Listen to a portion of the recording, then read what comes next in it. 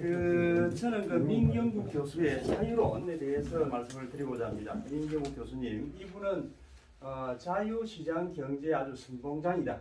이렇게 얘기할 수 있는 분이 아닌가 이렇게 생각이 됩니다. 이 책은 전체가 5부로 나누어져 있습니다. 제1부 참된 자유를 찾아서가 있는데, 자유란 무엇인가? 참된 자유는 뭔가?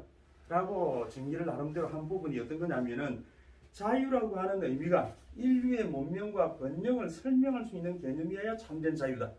그리고 가난과 대립, 갈등, 분열과 미움을 조장하는 자유는 쓸모가 없다. 이렇게 대기본 전제를 깔고 있습니다. 기본적으로 자유 개념 안에는 소극적 자유와 적극적 자유가 있다라고 하는 정도까지 소개를 드리기로 하겠습니다. 이 민경국 교수가 나름대로 정의한 자유가 뭐냐면은, 참된 자유는 강제 구제다.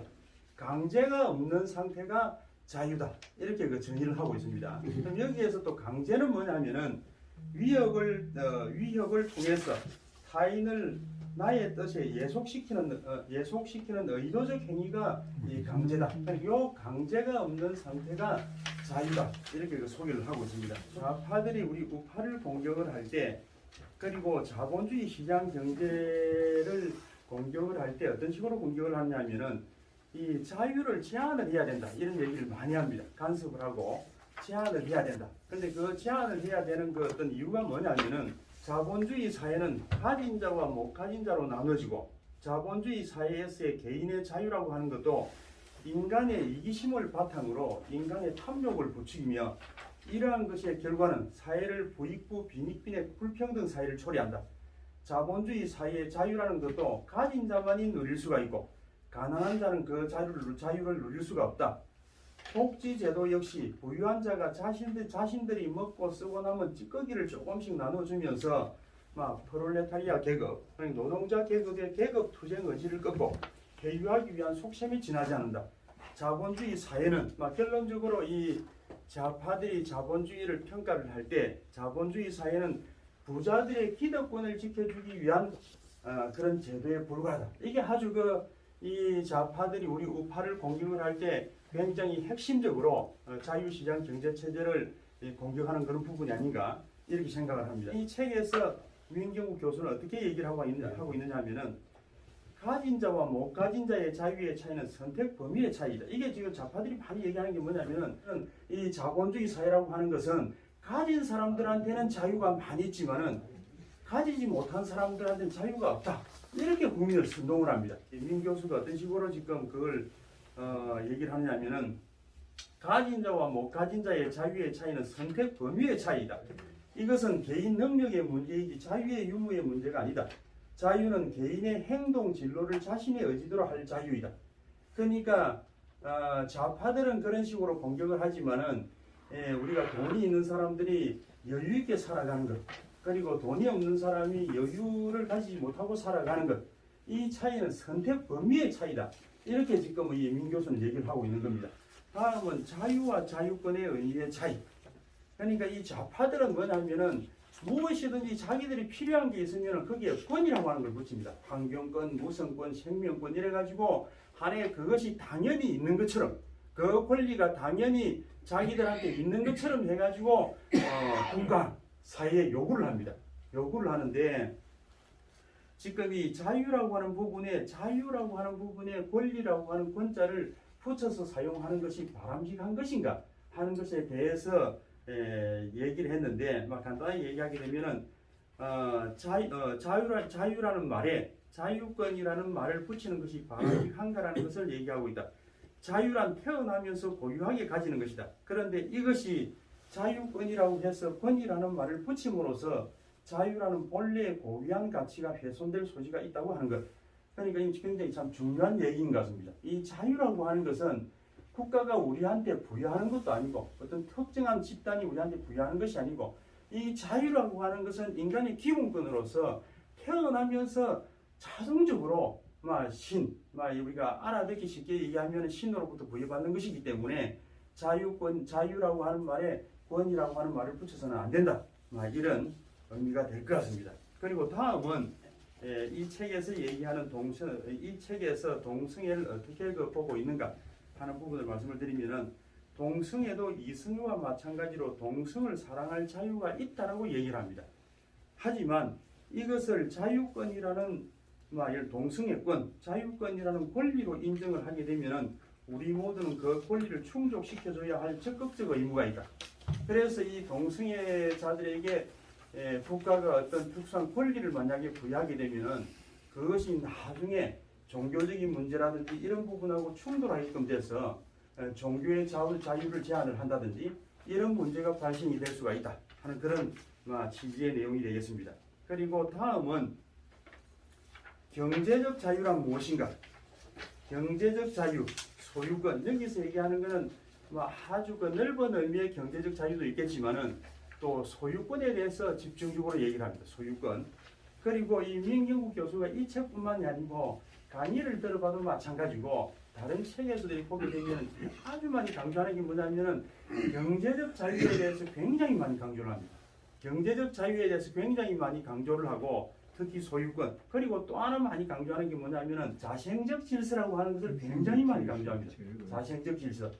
그러니까 자생적 질서만 얘기하게 되면은 조금 이해가 어려울 수도 있겠지만은 대립되는 개념으로 생각을 하게 되면은 인위적 질서라고 하는 것이 있을 겁니다. 그래서 인위적 질서라고 하는 것은 국가라든지 아주 인간이 의도적으로 만든 그런 질서지만은 이 자생적 질서라고 하는 것을 많이 강조를 하는데 이 자생적 질서는 예를 들면은 언어라든지 그 다음에 지금 시장이라든지 이런 것들은 인간이 오랜 세월 동안 많은 경험을 거쳐서 자연스럽게 지금 현재 현재 세상에 나타난 그런 질서이기 때문에 인위적으로 어떤 간섭을 하게 되면은 이 자생적 질서가 아주 흐트러지고 파괴될 수가 있다.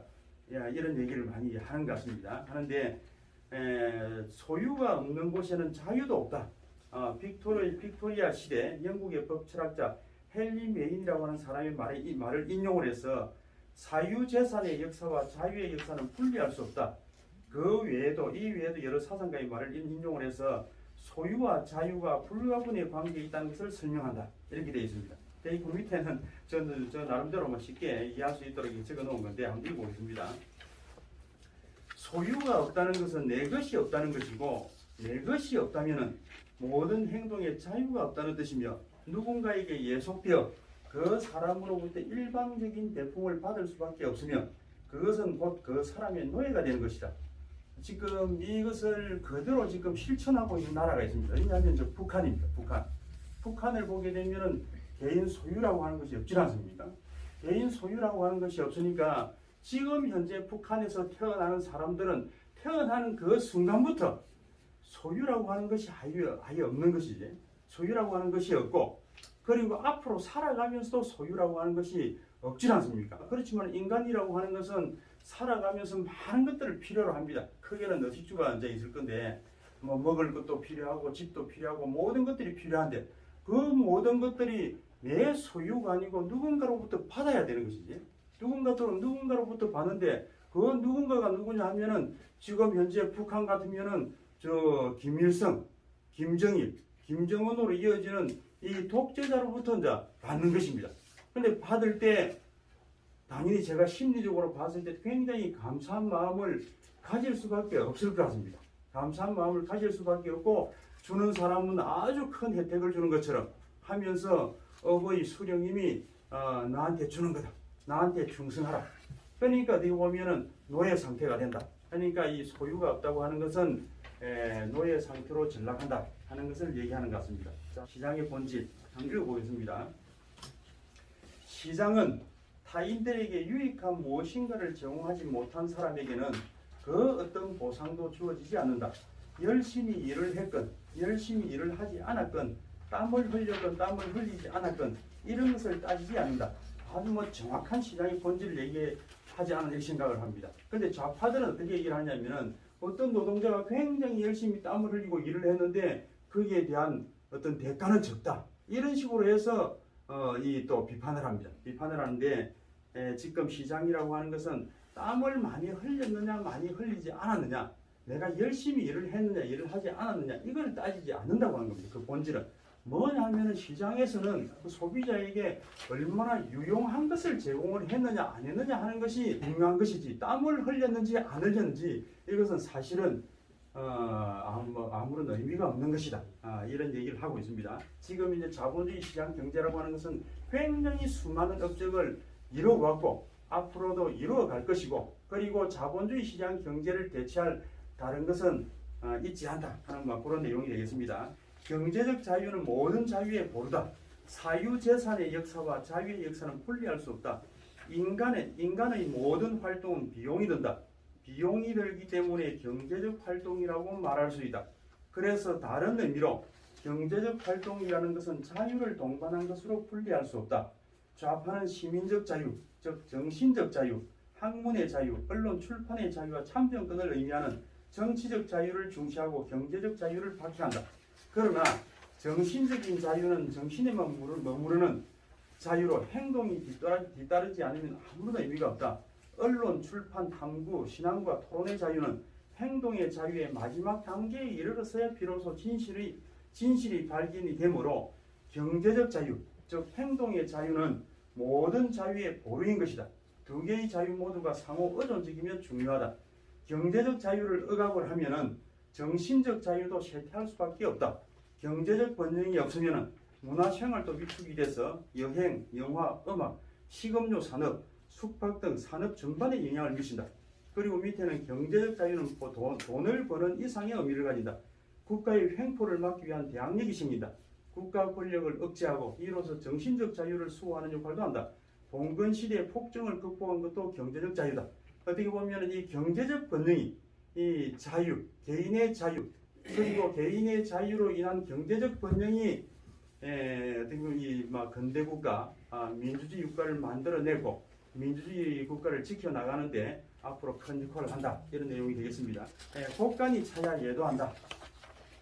지금 이 좌파들은 쭉 얘기하는 게 그렇습니다. 늘 이 시장이라고 하는 것은 이기적인 사람들이 모여가지고 활동하는 곳이기 때문에 그 결과도 나쁜 결론이 날 것이다. 이렇게 얘기를 합니다. 그렇지만 실제로는 이기적인 동기에서 이 시장이 인간의 욕망에 의해서 움직이지만은 그 결과는 항상 이타적이었다. 라고 하는 것이 지금 현재 대한민국에서도 증명이 되고 있지 않나 이렇게 생각이 됩니다. 그리고 우리 한국 속담에도 곡간이 차야 인심이 난다. 이런 얘기가 있듯이 옛날 춘추시대 관자라고 하는 분이 성인이 창고가 가득 차야 사람들이 예의를 알고 먹을 것과 입을 것이 넉넉해야 사람들이 염치를 안다. 이 참 맞는 말인 것 같습니다. 맞는 말이고 제가 이 책을 보고 제가 많이 느끼는 부분입니다.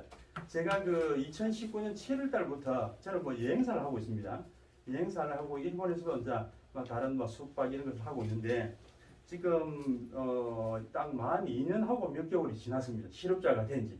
그러니까 실업자가 돼가지고 한 2년 이상이 지나다 보니까 빚도 생기고 돈도 떨어지고 이래가지고 먹고 살기가 조금 힘든 상황에 이제 차지.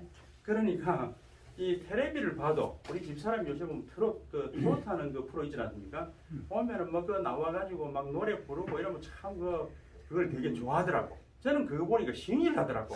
사람들이 여유가 있으면 내 배가 부르기 때문에 마음에 여유가 있고 웬만하면 양보하고 부자들을 시기하지 않는다. 경제적 번영을 누릴 때는 질투심이 발산되지 않고 질투하는 사람이 있으면은 너도 열심히 일해서 돈 벌어. 이런 말이 자연스럽게 나오는 것이 아닌가 하는 생각이 듭니다. 경제적 번영은 사회적 덕성의 정진에 중요하다. 상급사회 인간은 고립된 생활을 하는 것이 아니고 도시로 몰려가 지식을 주고받으며 자신의 재능과 재치를 뽐내기를 좋아한다. 그래서 상급사회는 인간의 사회성을 길러준다. 인간은 사회 속에서 기쁨과 슬픔을 함께하고 인도주의적 심성의 증가를 느끼게 한다. 시장 경제는 경제적 번영을 경유해서 도덕을 정진시킨다. 경제적 번영은 너그러움, 관용, 열림함, 그리고 공동체 정신을 촉진한다는 것이 프리드만의 인식이다. 이런 내용이 있습니다. 이 자본주의 시장 경제는 인간의 이기심과 욕망을 동기로 해서 시장에서 적극적인 창의성도 개발하고 이렇게 적극적으로 노력해서 결과적으로는 경제적 번영을 가져오고 사람들은 행복해진다. 그러니까 어떻게 보면은 동기는 인간의 이기심과 인간의 욕망으로 시작을 했지만은 그 결과는 굉장히 이타적으로 되고 그리고 번영을 가져오고 그리고 도덕도 정진하는 그런 것이 자유주의다. 거기에 반해서 사회주의 공산국가라고 하는 것은 이 어떤 동기는 굉장히 선합니다. 불쌍한 사람들에 대한 어떤 동정이라든지 연민이라든지 참 안됐다 이런 마음으로 사회주의 공산국가가 만들어지지만은 그런데 그 결과는 그 선의대로 움직이는 것이 아니고 그 결과는 아주 비참한 저 북한과 같은 강제 수용소가 있고 그리고 학살이 뒤따르고 전쟁, 공포 그리고 처참하고 비참한 노예 국가가 되는 것이 아닌가 이렇게 생각이 됩니다. 어쨌든 이 책의 내용의 내용은 자유주의라고 하는 것이 굉장히 인간의 번영을 가져오는 좋은 그런 내용이다 하는 그런 내용이 되겠습니다. 이상입니다.